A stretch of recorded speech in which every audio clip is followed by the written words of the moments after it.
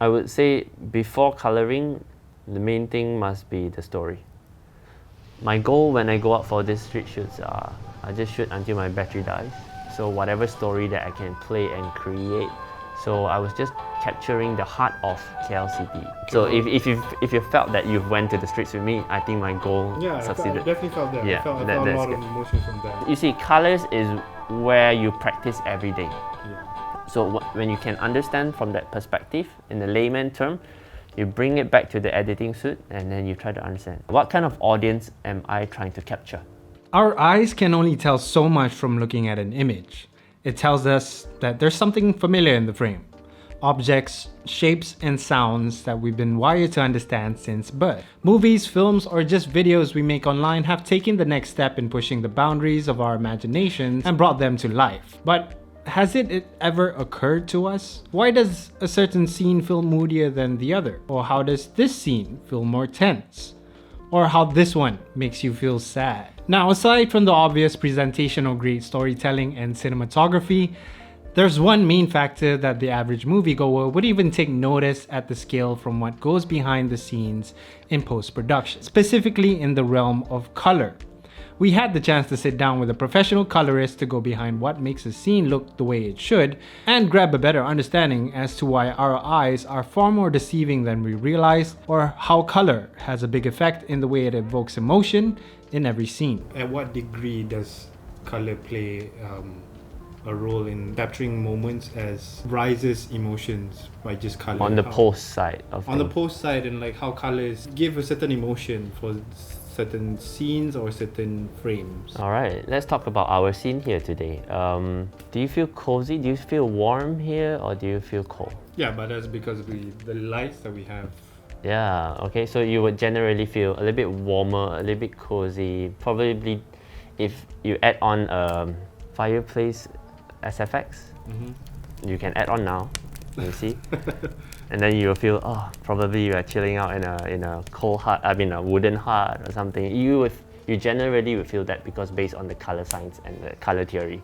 I would say color plays a very important role in emotions. That goes back to psychology. Colors, like for example, if you always like black color, you have a certain thought going on, or if you like bright colors, you are joyful, or that goes back to psychology. And I think a good, Inside Out is a good reference to color. I have my nails colored though, if you see it. Based on Inside Out, you would understand that the most angry character that is the red guy, like, why? And the little bright person is the, I don't know what's her name, the little main cast, yellowish, like, bright, cheerful. Yeah, so that comes to understanding what color plays in, you know. For example, if you shot something during cloudy day, it's quite nice to manipulate it into a set mode, set tone to it, bluish or grey. Yeah, bluish will look quite nice during cloudy days. Or even you want to change from day to night, a cloudy day is quite nice to play around with because the cast there's not much of shadow, it's not harsh, everything is quite, there's no character to it. So the only character that you can pretty much add is to make it moody. Yeah, that's the character that you can change. If I know, I won't give 1 cent to the government. All my money go to Arab Saudi and go to the government and go to Singapore. Choose some colors that brings out certain emotions and have that in your mind while you're shooting. So if you have that in your mind, that would be great. In terms of just manipulating colors, that's just like level 1. If you can do that, that is good. My learning curve was shooting indoors, shooting a video of advertisement. Let's say you see a LED display and you want to shoot exactly like, okay, for example, Samsung, there's this Samsung blue to it, or Apple, there is this certain color to it. Any brands, they have a certain color to it.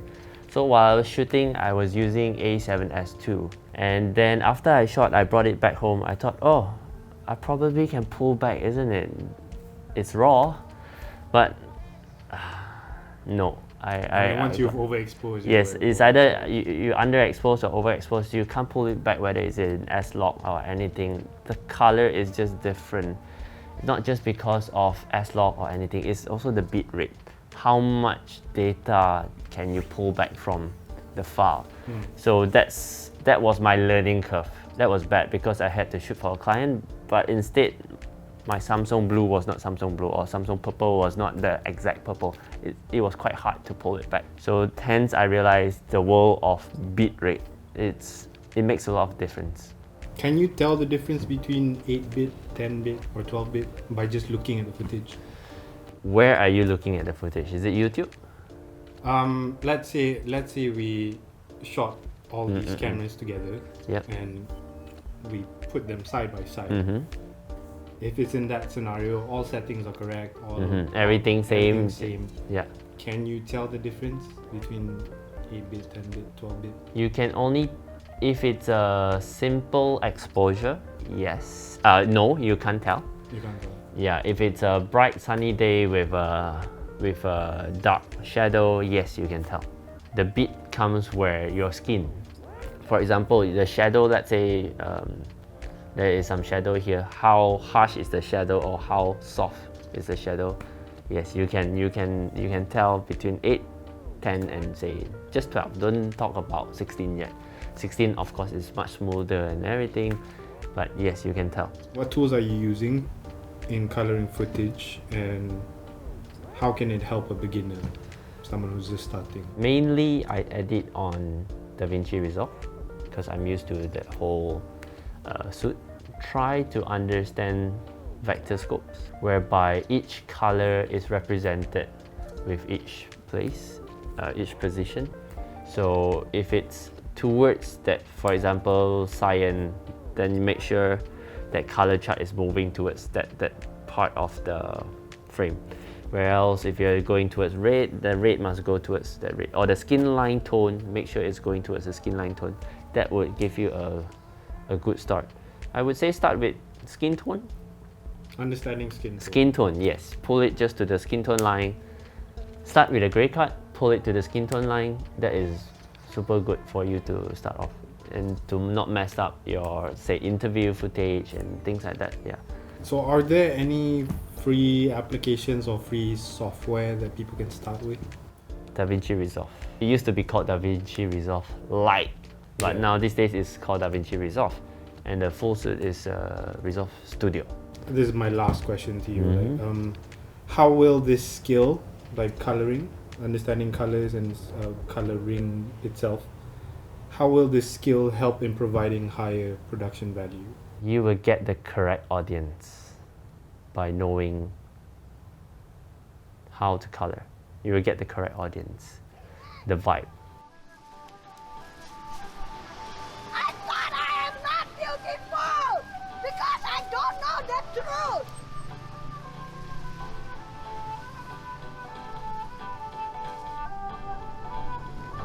My family forced me to bring Bella. They say, pray my grandfather will die. Pray the lightning will strike and kill that one. Anything DIE they call this one. You can see her now. I was like her before 5 months ago. I lost my mind. I got schizophrenia. And it was from God, from Allah. When I remember myself, it happened here. Exactly here. I take off my clothes, and now I'm already recovered. I can differentiate between right and wrong. I'm a history person. I like reading a lot of history. I search a lot about government, about Malaysia government, and so many things. You know what? We must take care of our mind really, because this one very, very, very important. You know, I blame to God for not giving me nice job, and then God make me really crazy. Oh my God! Now I'm thanks of God, thanks God for chance to be okay. It's nice to be normal. To be normal. Yeah. Yeah. What will be your last advice For someone, to our viewers and like just your general knowledge about coloring? my last words: go tell story. Go tell a story. That's where you will know what's at the back of your head, because a lot of things is very subconscious. So just go tell a story until you know what's the next story that you want to tell. So yeah, thank you so much, Chrysler, welcome, for Fitri. having this chat, and Yeah. hopefully we'll get you on again, probably about something else, maybe something about the Blackmagic. And yeah, thank you guys. We'll end it there and see you guys in the next video. Peace out.